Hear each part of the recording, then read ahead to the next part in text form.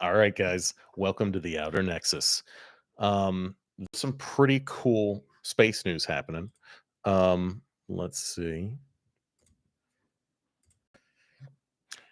So we have first photos of a private lunar lander getting this what they're calling a diamond ring shot during a solar eclipse on the moon. That means the lunar lander is positioned on the surface of the moon as the Earth is blocking out the view of the sun, and it creates this diamond ring effect around the atmosphere of the Earth. I'm assuming what's happening is the light from the sun is hitting the atmosphere of the Earth and illuminating it, and that's what we're seeing there. Yeah, I mean, it slightly bends around the Earth. yeah. That's what you're saying. But the point is, this is a private lunar lander, a private company launched their own vessel and got it to the Blue Ghost and got it to the surface of the moon. I'm sure with the help of NASA and all sorts of stuff, but I feel like we're in the space age now, Billy. These are private companies going into space, doing their own thing. No, like I just disagree. Granted, yes, it is a private company that got to the moon, Yeah. but it is not there until.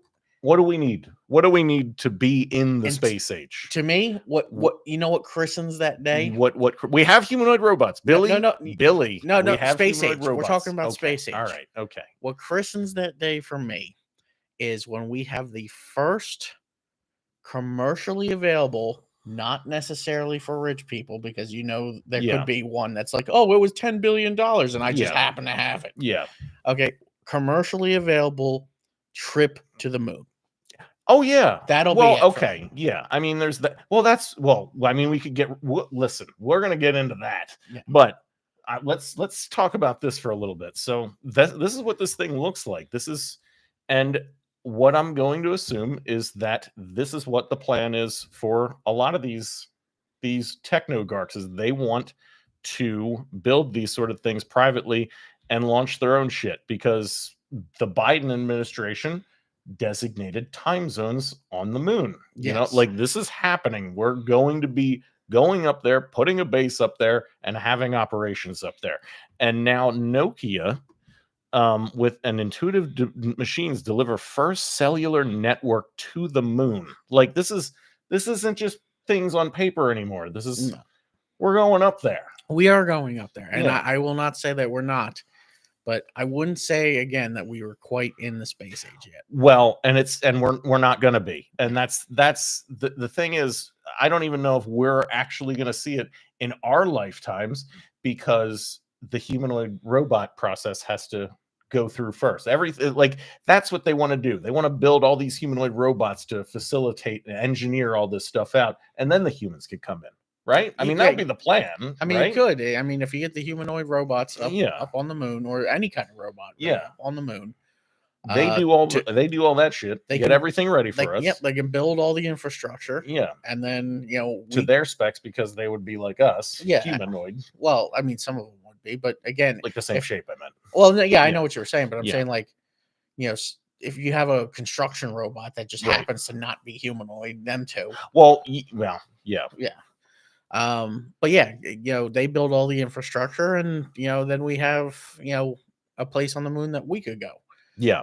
Without actually having to, ship in food and worry about air and Right. Stuff like that. Yeah. I mean, all of that stuff would have to be basically totally worked out first before we see commercial flights to the moon in that context, what you're talking about. Yeah. And what I'm thinking what you mean is by like being able to take humans up there that don't have the specifications of an astronaut. Correct. You know what I mean? Yeah. Like just a regular guy. And that it's available to someone, But William Shatner did. Jeff Bezos got William Shatner up there. However, he was probably heavily accommodated for. Yeah, but I mean, he got him up there, but he didn't get him to the moon. Not to the moon. Yeah. No, not to the moon. And yeah, that's a whole other leap.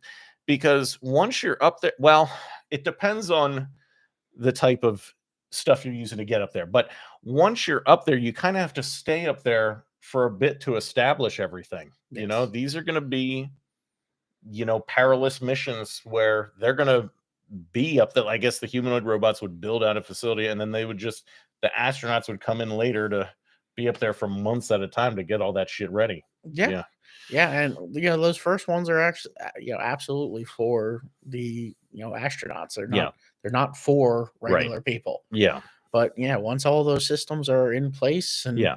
like I said, regular people could go up there. Yeah. That's both. We have the access and the affordability for Mhm. it. To me, that's the opening of the Well, space age. and see, the thing is, I think it's just absolutely critical that we have some sort of infrastructure like that, because what we are going to need, just like what we do in Antarctica with the international stations and stuff like that, is we are going to need some sort of large scale infrastructure project on the moon to facilitate the construction of large spacecraft that can only exist Yes. in outer space. Yes. Because that's those spacecraft that we would be able to build at that station would be able to get us to Mars, because we would be able to live on those to kind of move around. And at that point, once you have that kind of infrastructure on the moon and you're able to start building things in 0G like that at large scale, because that's the other thing that people don't realize about construction in space, is that there's no gravity up there. So the scale of construction can be immense. It can really be colossal. Well, it should be said, not microgravity. Well, yeah. So, and like you said, there is very little gravity up there, and one of the things that can be done is you can build rotating stations. Yes. Like Halo at scale. Yeah. Well, not quite that large. Well, yeah. At least. Well, theirs was like some ancient technology. Yeah, but rotating ones. Yeah. And that will create the artificial gravity needed for that we are used to here on Earth. Yeah. Yeah. And that, that's a big step forward, especially, and like you said, also just larger spacecraft. You have to get that off the Earth, which the amount of resources needed for that right now is just, it's not going to happen. Yeah. It's not going to happen like that, So, and you can mine the, what's on the moon as well. Like you can find resources on the moon itself. Yeah. I mean, there are resources on the moon, but I think the greater and grander strategy, in fact, I would argue the first step into the space age is when Jeff Bezos starts a mining colony on that fucking asteroid, because it's going to be him. He wants to do it. That's why he likes the Expanse so much. He wants a mining colony out there. Oh, yeah. Because and here's the thing. The deal with this is it's not some fantastical, like, why would we ever do that? Well, the reason why we would do that is to get very unique elements and metals that are found in these asteroids. Well, like just to everybody's heard the term, because it is a real place. Everyone's heard the term Fort Knox. Yes. There is an asteroid up there that is a billion Fort Knox just by itself running around. And that's the thing, is that there's more gold in these asteroids than we can find easily or readily available on the surface here. And it would be easier to grab one of those. And if we did, that's the thing. It's like it would upset. What does it mean when like $40 trillion of gold is injected into the economy? What is that? How does that even but the next step for that is all of that gold is probably going to be used for electronics or something like electronics. Well, I mean, you got to realize there is only a set amount of gold here on Earth. Right. And, even that amount of gold isn't being all used towards electronics. Yeah. We don't need a spectacular amount, at least as of right now, to continue electronic production. Right. But they are precious metals. They are slimmer, slim and none, and we can find them in space. So some of them absolutely will be used that way. Yeah. But the amount of gold we're talking about is just, I hate to say it, astronomical. It's astronomical. And the reason why they would do this is how you can set up these humanoid drone factories in space, is just have them automatically mining these asteroids and constructing themselves. I mean, at that point, we're kind of talking about von Neumann probes, but it's within the realm of possibility at this point with AI and this kind of and this drone technology that we have. Yeah, and well, that also comes back to Earth as well. Like we could do that here. Yeah. So then there's a lot to talk about. What could be done here as well, like Yes. on Earth with that kind of technology. Yeah. I think there's a lot to talk. We'll talk about that later, but there's a lot that can be done with a humanoid, with any type of robot. Oh yeah. Oh my God. Yeah, that's a whole episode in itself. That's Yeah. multiple episodes. But I think it's interesting, how drone warfare is evolving. Drones are shaping up security at the southern border with, they're basically using a lot of drone technology to combat the cartels. Yeah, I mean the thing is, you just it's too easy. It's a good technology for that. It's Yeah. too easy just to fly them up, look Oh down, yeah. and see what's there. Oh yeah. Thermal cameras go a long way. Granted, there are ways around thermal cameras. They have tunnels. Yeah. They have different things that they can use to block thermal technology. Yeah. But I mean, for the average group of people trying to get into the U.S., it works. You can just fly drones up, you can see them, and you're like, hey, can't come here or whatever it may be. Yeah. Yeah, I mean, the drone situation, I mean, it's presenting a lot of security challenges. And what you would think would be a simple solution of just EMPing them, I mean, then it just becomes a projectile falling out of the sky, Well, it yes and no. I mean, for the most part, it's not. If it's over an unpopulated area, who cares? Yeah.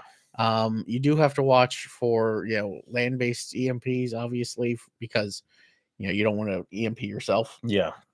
So in that sense, you're not going to use it that way. But they also have like the net guns and the guns that fire the concentrated beams of electromagnetic energy. Oh yeah.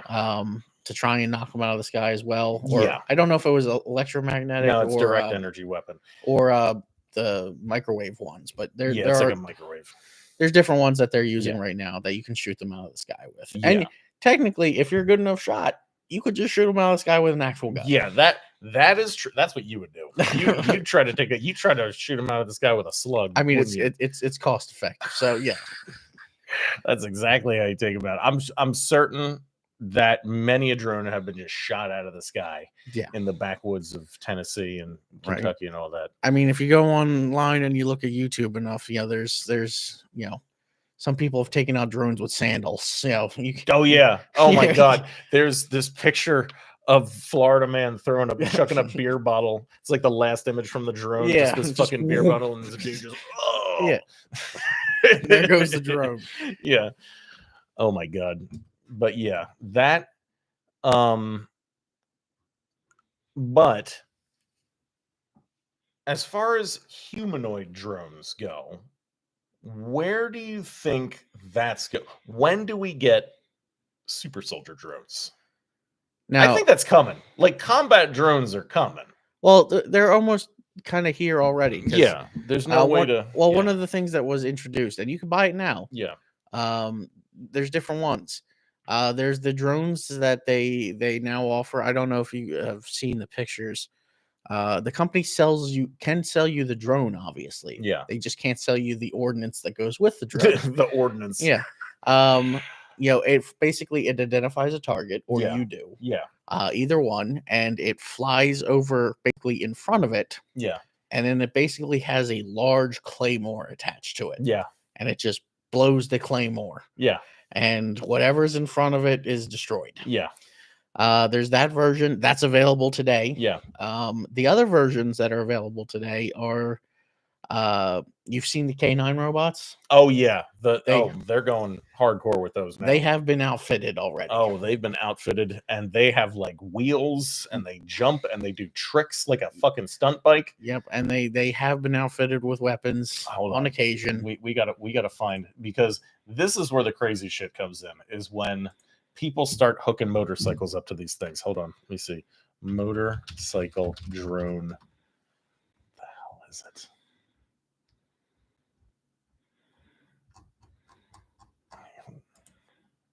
Let me see if I can find it. probably can't find it now. But it's this drone that looks like a little mini bike. Yeah. And it's got obviously like a weight on top. It's like as much as a human would weigh or something. Yeah.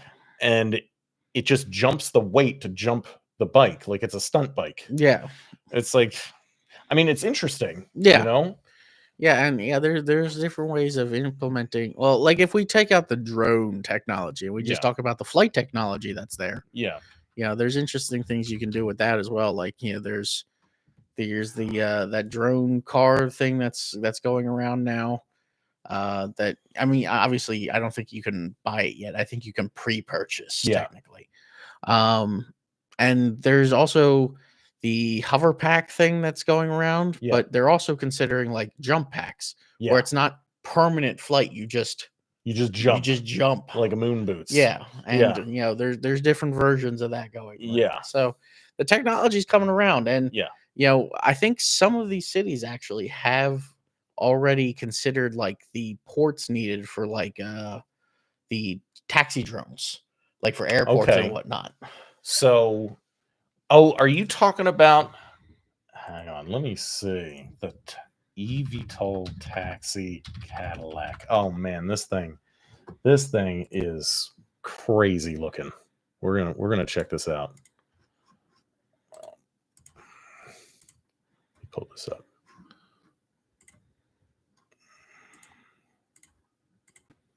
All right, so.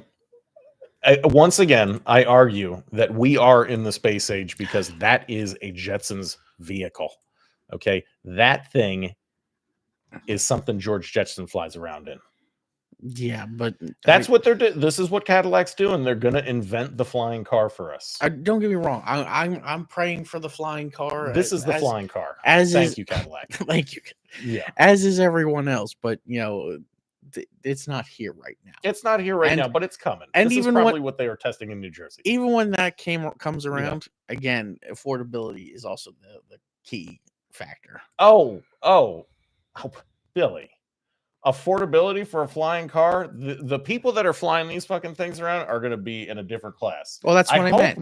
I hope not, but we have to go through the dystopia part of the cyberpunk to get to the the fun part, I guess. Yeah. So, I mean, it's cool. Yeah. But like I said, I believe actually there are some places that are at least in the planning stage for the Saudi Arabia is big on this. Areas needed for this kind of technology. Yeah, see, that's what's interesting about what Saudi Arabia was doing is they want to have ports for these. They want to accommodate these. Yeah. They want to build cities with these in mind, and it's fascinating to think that maybe we could actually have real flying cars. Yeah. In the future. Yeah, it'd be nice. I've driven a lot in my lifetime. Used to be a truck driver. Yeah. And I have over 1 million miles under my belt. And I don't like to drive anymore. So I have a flying car that I could just say, "Hey, go over here." All right, that's what I'm doing. Yeah. That thing, it's totally badass. And this is probably what they were testing in New Jersey last year. I mean, the thing is, a bunch of rich people flying Cadillacs around in the sky without telling anybody, that checks out. That checks out. I'll give you some of that. Yeah. But I think we will call the video there. All right. And we'll catch you guys later. Yeah. Do you have anything? No. We'll talk to everybody later. Yeah. We plan right now. The plan is to do a video or two, a day, hopefully, excluding weekends. Yeah. And we'll start putting out what we can. Yeah. Talk to you guys later. All right. See ya.